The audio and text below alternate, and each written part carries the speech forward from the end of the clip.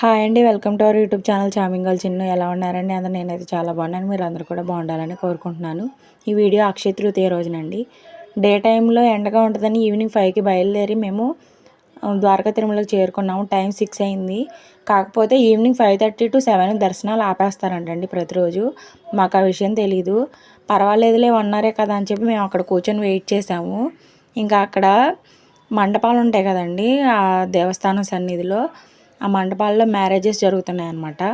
అలాగా 1 అవర్ అక్కడ కూర్చొని టైం స్పెండ్ చేసాము. చక్కగా మ్యారేజెస్ జరుగుతున్నాయి. ఇట్టే గడిచిపోయిందనమాట మాకు 1 అవర్. అసలు వెయిట్ చేసినట్లే అనిపించలేదు.